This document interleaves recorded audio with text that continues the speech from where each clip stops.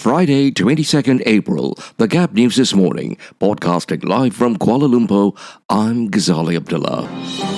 Good morning. First, the headlines. Cops retract circular on no fines for mass offenders.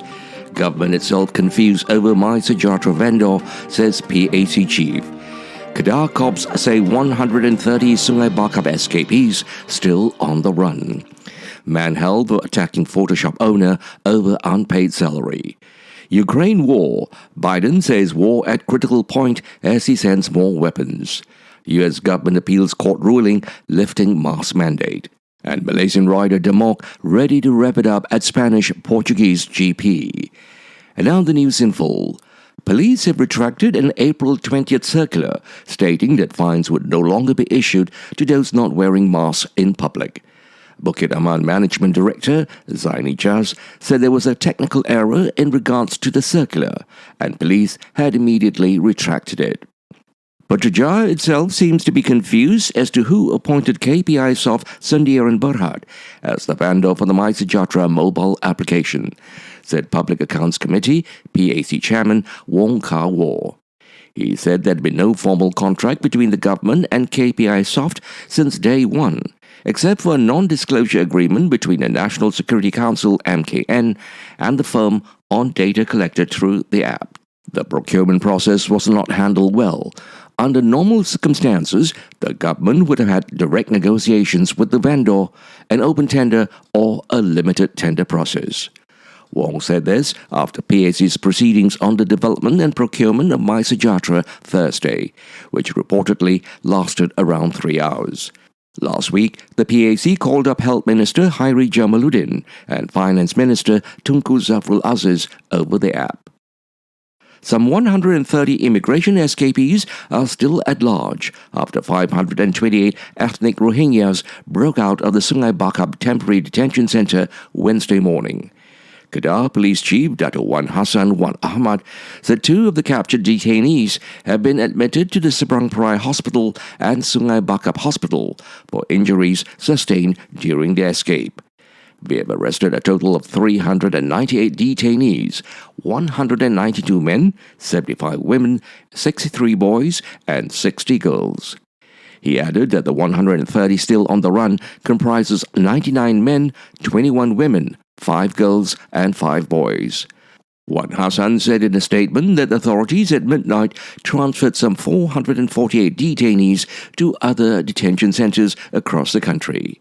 As of 1 p.m. Wednesday, some 171 immigration detainees remained at large, as police believe they were heading to the Klang Valley, said Penang Police Chief Dato' Muhammad Shuhaili Muhammad Zain.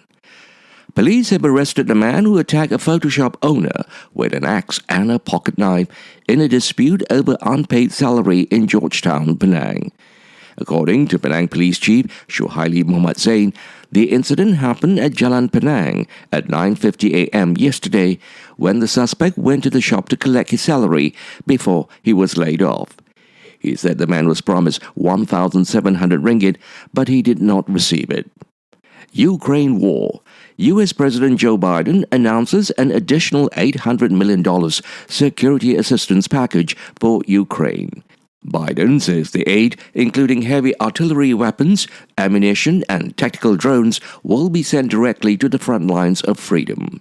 Vladimir Putin orders his troops not to storm the Azovstal steel plant, where the last group of Ukrainian fighters in Mariupol is holding out. Instead, the president tells them to seal it up so even a fly cannot escape, and says Russia has control of the strategic port city. Some civilians trapped for weeks in the wider southeastern city have been able to leave, but far fewer than hope.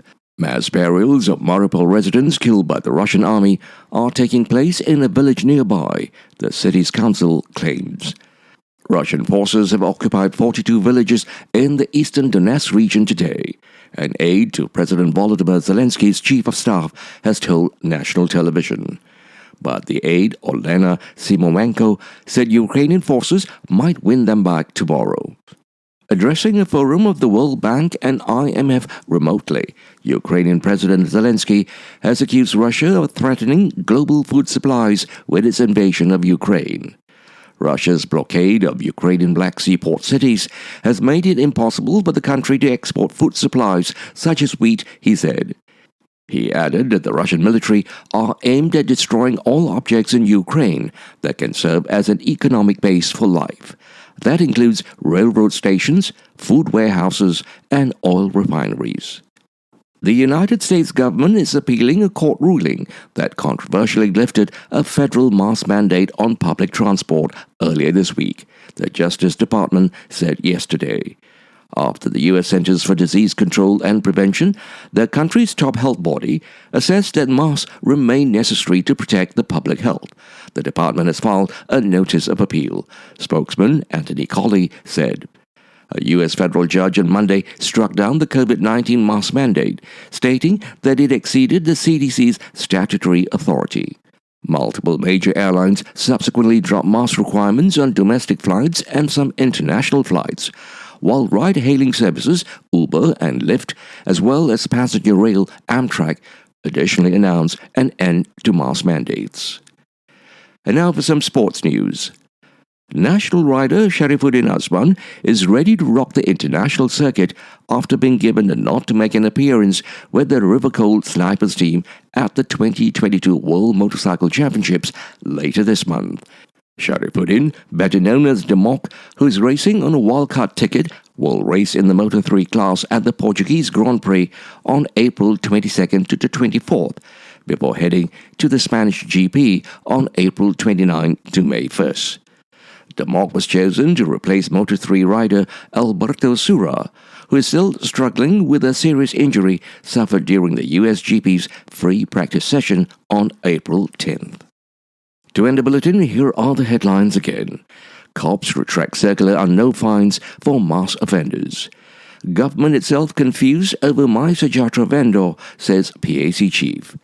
Cops say 130 Sg Bakap escapees still on the run.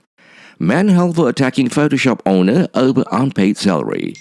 Ukraine war, Biden says war at critical point as he sends more weapons. U.S. government appeals court ruling lifting mask mandate. And Malaysian rider Demok ready to wrap it up at Spanish-Portuguese GP. This has been the Gap News this morning, Friday, 22nd April, with reports from Free Malaysia Today, The Vibes and the BBC World Service. The Gap News is also available on the internet news portal Melaka Hari Ini. We hope you found the bulletin informative. We welcome hearing from you. If you do have the opportunity, please do write in. We would certainly love to hear from you. Podcasting live from Kuala Lumpur, I'm Ghazali Abdullah.